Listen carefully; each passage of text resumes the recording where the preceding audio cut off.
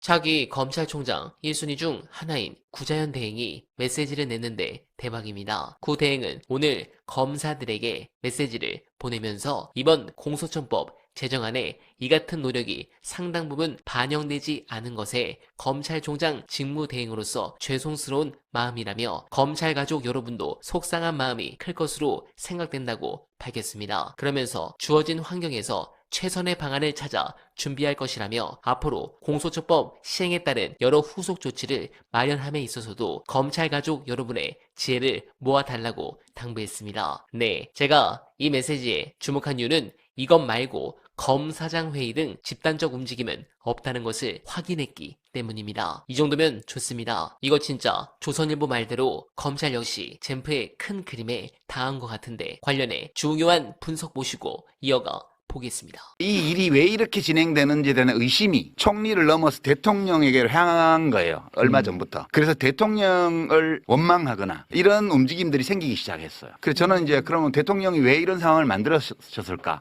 이재명 대통령은 국민들 평가가 좋잖아요. 제가 기대했던 모습대로고 저 개인적으로 제가 기대했던 것보다 더 잘하고 계세요. 그런데 제가 지금 추측하기에는 너무 에너지를 다른 데 많이 쓰셨던 것 같아요. 그러니까 뭐 그 금융시장 특히 주식시장 정비하는 문제, 상법 개정 문제라든가 이런데 일일이 다 개입하면서 국무회의에서 다 지시하고 뭔가 걸 다 하시잖아요. 산불에 이르기까지. 그 산불을 왜 이렇게 못 끄냐가 문제가 아니고 왜 이렇게 많이 일어나냐 이런 것까지 점검을 하고 시장 다니고 뭐 전국에 설명회 다니고 그러네. 대통령이 너무 안 쉬는 거예요. 그렇긴 하네. 그러다 보니까 지금 제가 이제 짐작하기로는 대통령이 어떤 이 검찰개혁 문제에 대해서 어느 시점에선가 편향된 어떤 생각을 가졌을 수 있어요. 근데 참모들 중에 그거 안 됩니다라고 아무도 말하지 않아서 대통령이 그것을 점검해 볼 기회를 충분히 못 가지셨던 거 아닌가? 이런 거 하나 있고요. 두 번째는 대통령이 그 어떤 요지인지 보고만 받으시고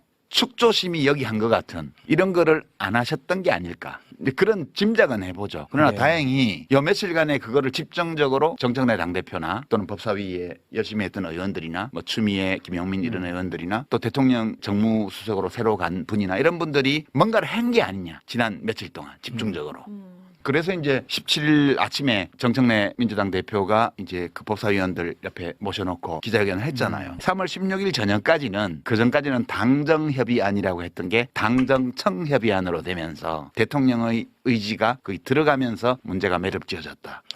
이렇게 보는 거죠. 그러니까 저는 사실 수기의 과정이 책임성 있게 진행되지 않은 거. 그게 제일 근본적인 문제였다고 보고요. 정부의 담당자들이 책임성을 충분히 보이지 않는 가운데 이제 매불쇼와 같은 이런 뉴미디어 쪽에서 축조심의를 정말 어느 재래 언론사도 하지 않았던 수준으로 찬반 양쪽을 고루 들어가면서 축조심의를 했잖아요. 이제 그런 것들이 저는 대통령께서 그 세부적인 사안까지 결정을 내려서 당정청의 어떤 합의를 만들어내는데 굉장히 큰 기여를 했지 않나라는 별 근거 없는 추측을 하고 있습니다. 네, 공감합니다. 대통령께서 너무 경무에 시달리는 것은 아닌지 걱정됩니다. 물론 이게 이 대통령의 스타일이긴 합니다. 성남시장 때부터 잦은 정치적 공격을 받아온 이 대통령은 당장 유권자들에게 효능감을 줄 수 있는 성과를 중요시했습니다. 그러나 대통령 홀로 모든 국정 현안을 주도하는 데는 한계가 있고 부작용도 있습니다. 향후 국정 위기가 왔을 때 모든 책임이 대통령을 향할 수밖에 없기 때문입니다. 그런 부분에서 참모들이 대통령을 도와 B가 아닌 A 또는 C의 마음으로 근무해 주길 간절하게 바라며 원활바는 내일도